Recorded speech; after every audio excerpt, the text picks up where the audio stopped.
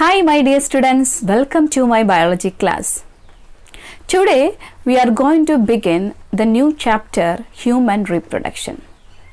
We are going to study about human male reproductive system.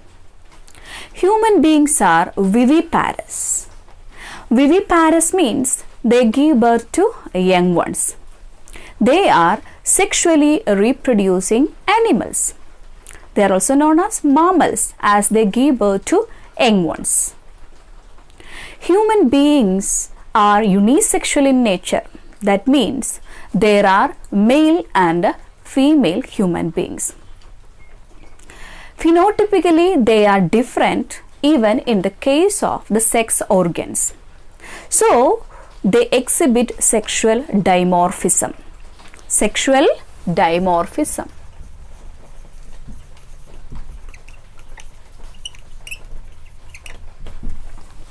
Like other animals, human beings are not seasonal breeders.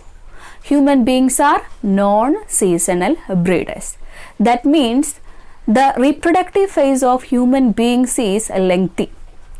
The reproductive phase is different in human male and human female. In human male, the reproductive phase is lengthy. It begins by the onset of puberty and ends by at the age of 70 to 80. That depends on the person. Now let's study the structure and function of human male reproductive system in detail. First of all, let's familiarize with the parts of human male reproductive system. The male reproductive system consists of mainly three parts. Those are the primary sex organs, that is testes, the second one accessory ducts and accessory glands with the external genitalia. So the parts are, first of all, a pair of testes, then accessory ducts,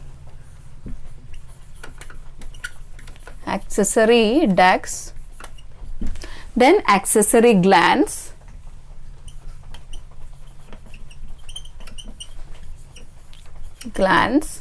and external genitalia.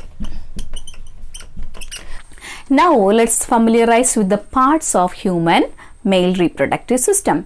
Now you look at the diagram. Here you can see a pair of testes. Okay, the accessory ducts are the tubular parts which are associated with the male reproductive system. The accessory ducts are, number one, rete testis, second one, vasa efferentia, third, epididymis,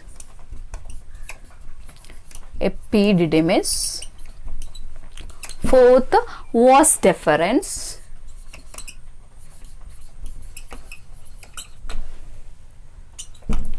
got it? So these are the four main parts of the accessory ducts. Okay, then next go to the accessory glands. The accessory glands are a pair of seminal vesicles. Okay, a prostate gland,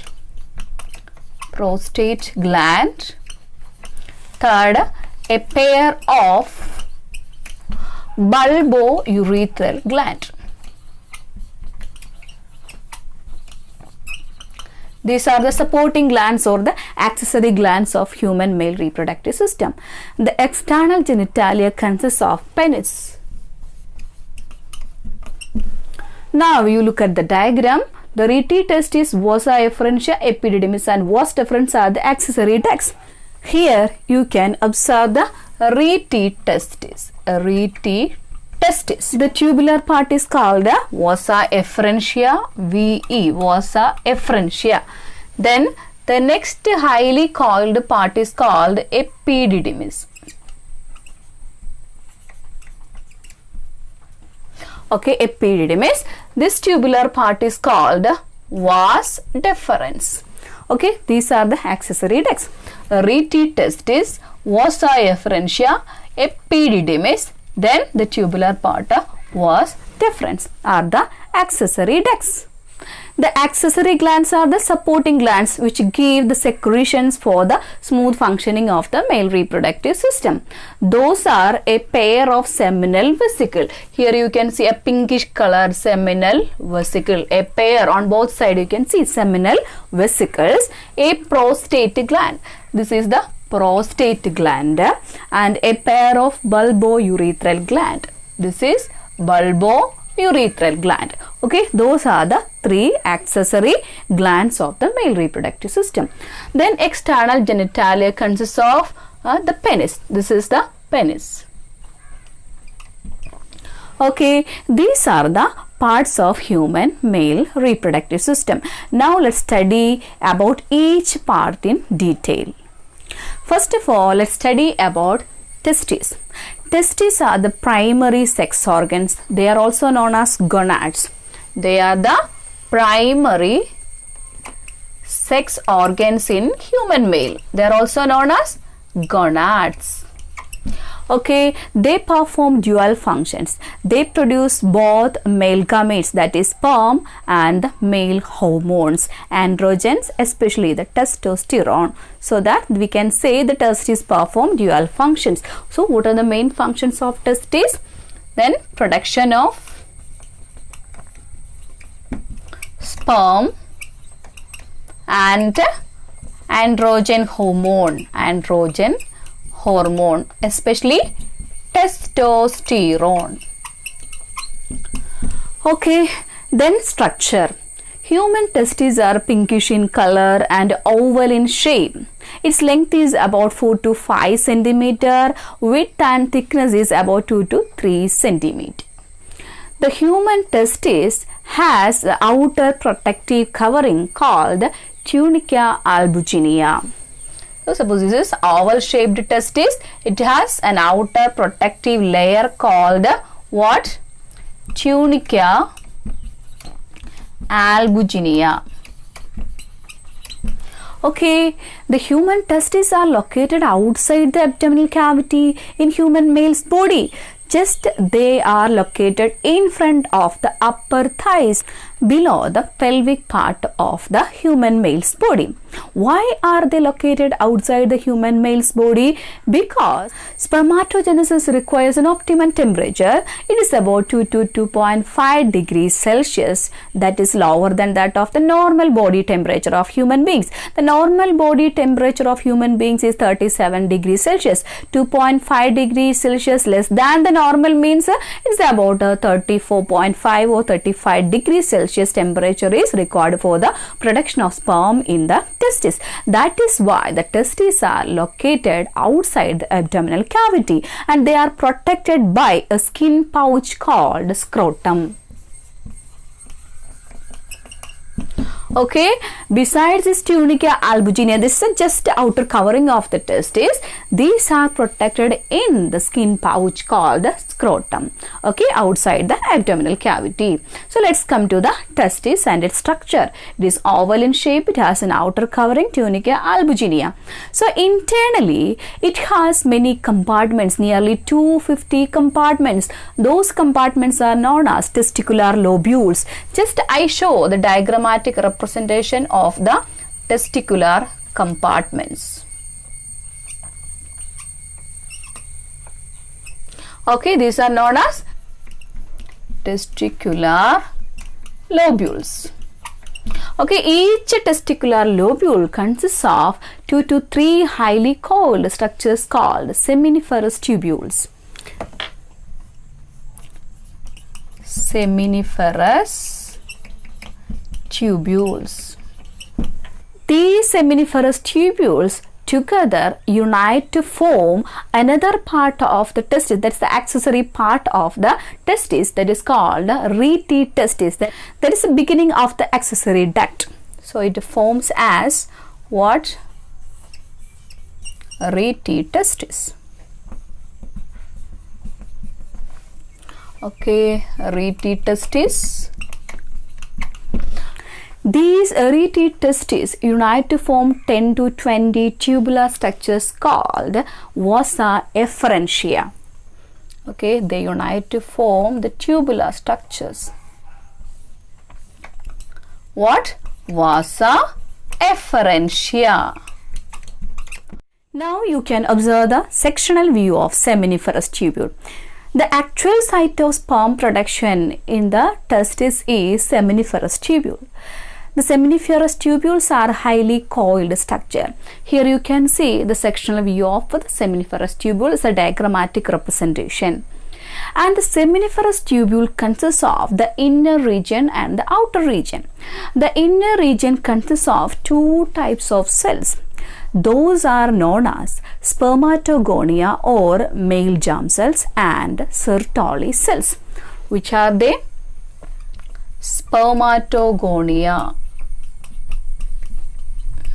or male germ cell. The green colored cells, those represent the spermatogonia or male germ cells. The pink colored part represent another cell named Sertoli cells. Okay, these are the two types of cells found in the seminiferous tubule, in the inner region of the seminiferous tubule.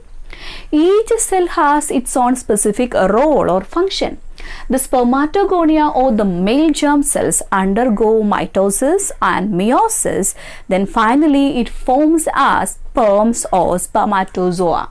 So here you can see that after the complete maturation, the sperms are found inside the seminiferous tubule. Here the second type of cells are Sertoli cells. Sertoli cells are also known as nurse cells. Why? Because the Sertoli cells provide certain substances that are required for the nourishment or the proper functioning of spermatogenesis in the testis, so that they are known as the nurse cells. Sertoli cells are known as the nurse cells in the testis. And outside region, this in between the inner part, there are certain spaces that is called interstitial space. The interstitial space consists of interstitial cells.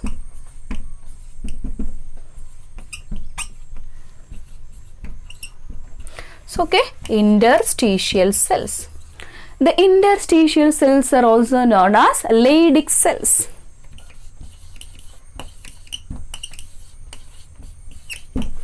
The Leydig cells secrete a hormone, a group of hormone named androgens. Androgens are male sex hormones.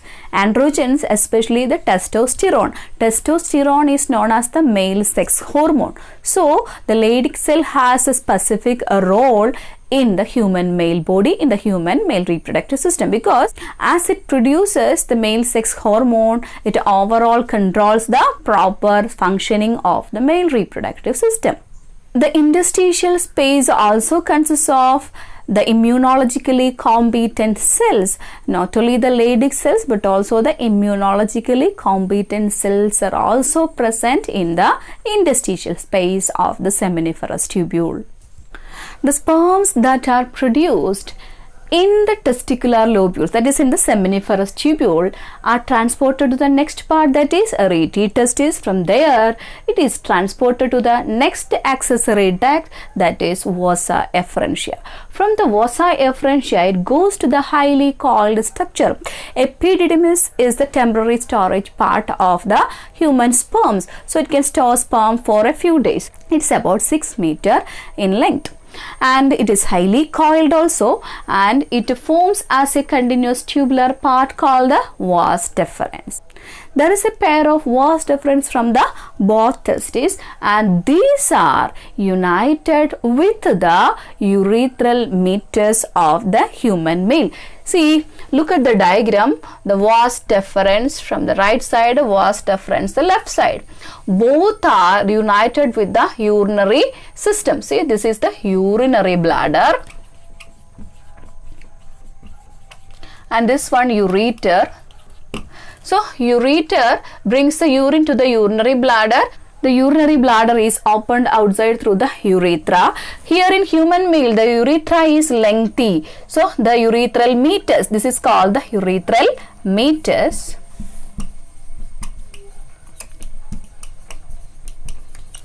Got it? And at the same time, it receives a secretion from the seminal vesicles, prostate gland and bulbourethral gland.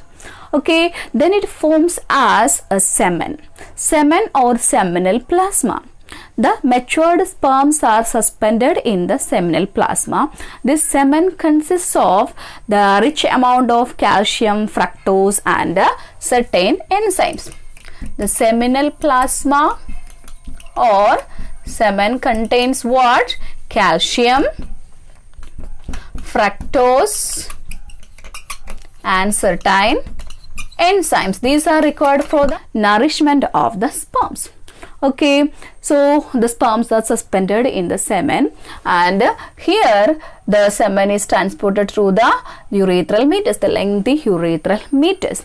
In human males, there is only single passage for both urination and the ejaculation of the sperm.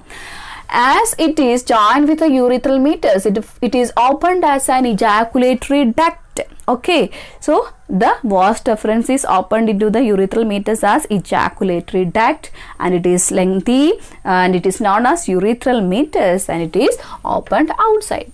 And the urethral meatus is protected by the external genitalia or penis. The penis has the anterior part and the posterior part. The posterior part of the penis is swollen, that is called the glans penis. Glans penis. The glans penis is protected by a loose fold of skin that is known as foreskin.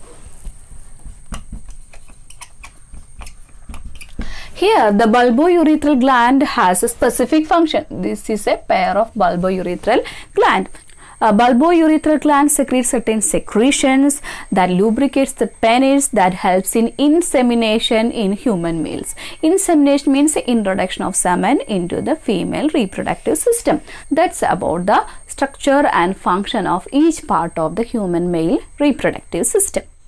I hope you understood the topic well, the structure and function of human male reproductive system. With this, I conclude my session. Then thank you and have nice moments.